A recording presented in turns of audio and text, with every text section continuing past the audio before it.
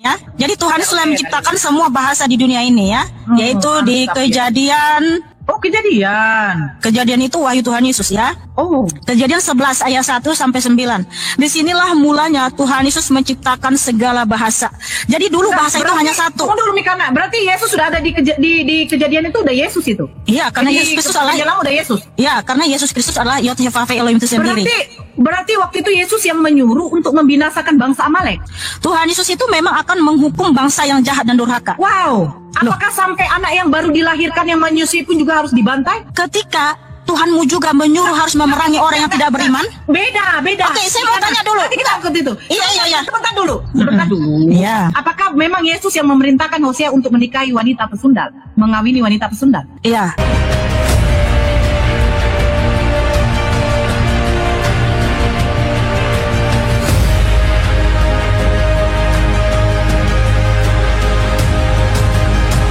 Assalamualaikum warahmatullahi wabarakatuh.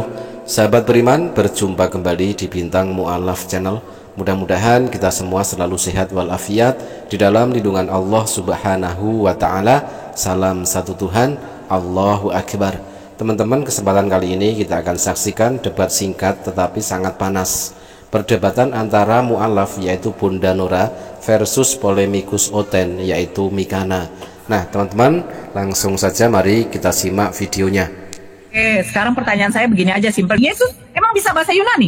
Oh alah, Tuhan itu mengerti segala bahasa karena dia yang menciptakan semua bahasa Kak, yang tertulis. Datanya dia tahu segala bahasa. Di mana datanya? Jadi Tuhan sudah menciptakan segala bahasa, benar? Satu statement. Iya, betul. Saya kasih dalilnya ya. Jadi Tuhan sudah menciptakan semua bahasa di dunia ini ya, yaitu di Kejadian. Oh, Kejadian. Kejadian itu wahyu Tuhan Yesus ya. Oh. Kejadian 11 ayat 1 sampai 9. Disinilah mulanya Tuhan Yesus menciptakan segala bahasa. Jadi dulu bahasa itu hanya satu. Tunggu dulu Mikana, berarti Yesus sudah ada di Kejadian itu udah Yesus itu. Iya, karena Yesus Kristus adalah udah Yesus. Iya, karena Yesus Kristus adalah Yod Hevave Elohim itu sendiri. Berarti waktu itu Yesus yang menyuruh untuk membinasakan bangsa Amalek. Tuhan Yesus itu memang akan menghukum bangsa yang jahat dan durhaka. Wow. Apakah sampai anak yang baru dilahirkan yang menyusui pun juga harus dibantai? Ketika Tuhanmu juga menyuruh harus memerangi orang yang tidak beriman? Beda. Oke, saya mau tanya dulu. Nanti kita ikut itu. Iya. Selama ini klaim yang kita dengar dari para Oten-Oten adalah mereka mengklaim bahwa agamanya adalah agama kasih, mengajarkan kasih. Tetapi menurut Mikana, Yesus juga yang mengajarkan pembunuhan sampai kepada anak-anak yang menyusu. Ada tertulis di dalam 1 Samuel 22 nomor 19, juga penduduk Nob, kota imam itu, dibunuh raja dengan mata pedang, laki-laki maupun perempuan, kanak-kanak maupun anak yang menyusu, pula lembu, keledai dan domba dibunuhnya dengan mata pedang.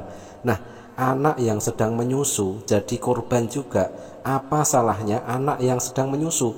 Anak masih bayi yang sedang menyusu, salahnya apa sehingga harus di BUNUH? Iya. Sebentar dulu.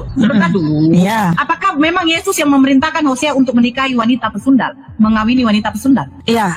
Oke, jadi gini, bangsa Amalek itu adalah bangsa yang bebal, bangsa yang jahat, bangsa yang durhaka, mereka itu sombong gitu ya.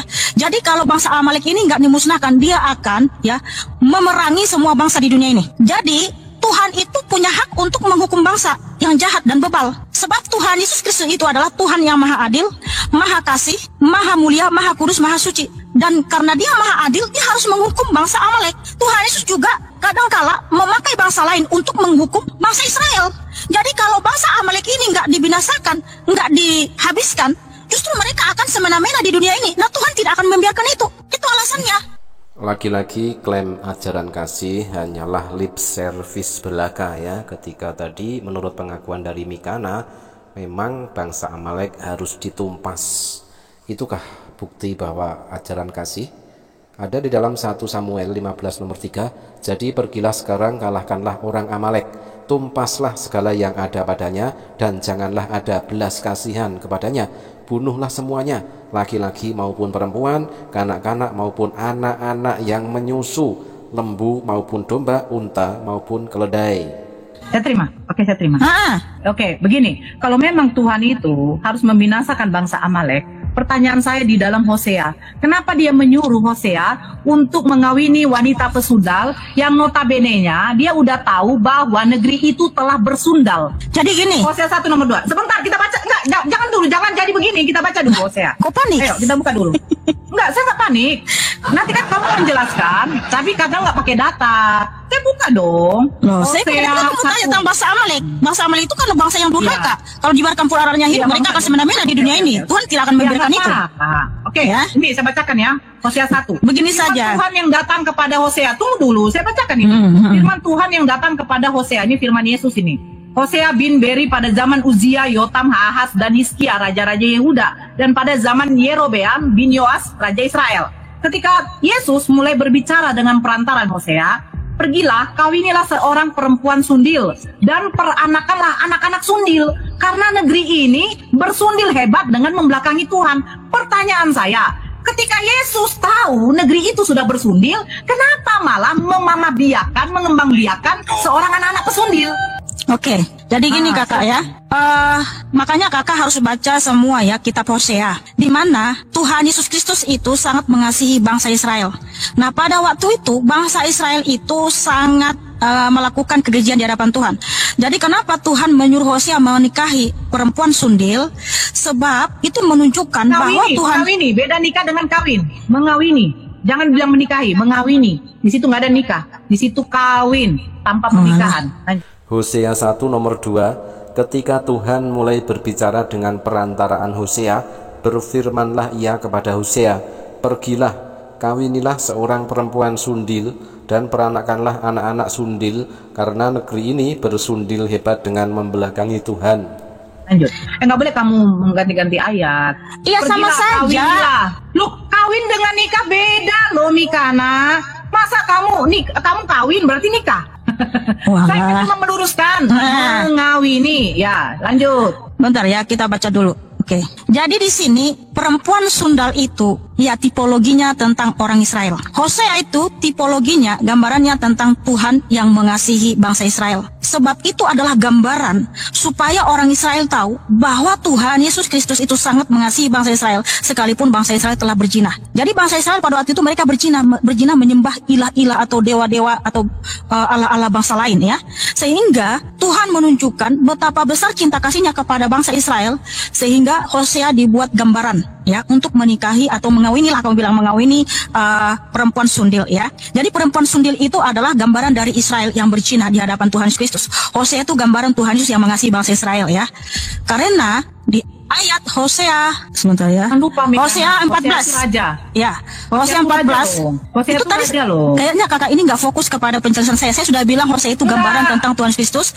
Perempuan sundil itu gambaran tentang Israel yang berzina. Kawinilah seorang perempuan. Ini perempuan disuruh kawini perempuan sundil. Peranakanlah anak-anak sundil. Kenapa harus begitu? Karena negeri ini sudah bersundil hebat dan membelakangi Tuhan. Nah, ketika negara itu sudah bersundil hebat, melakukan suatu perzinahan, kenapa tuh Yesus malah menyuruh mengembangkan anak-anak pesundil di situ? Kayaknya, mohon maaf ya Norah.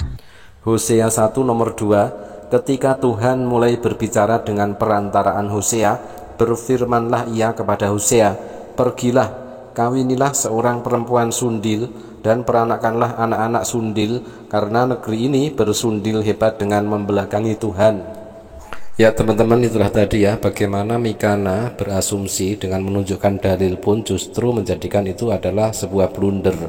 Jadi kesimpulannya musuh terbesar umat Kristen adalah ayat-ayat di dalam Bibelnya sendiri. Di sini kita tidak melihat perdebatan antara Mikana versus Bunda Nora, melainkan yang kita lihat adalah perdebatan antara Mikana versus ayat Bibelnya sendiri. Terima kasih teman-teman, mudah-mudahan bermanfaat. Jazakumullah khairan kasiron. Wassalamualaikum warahmatullahi wabarakatuh.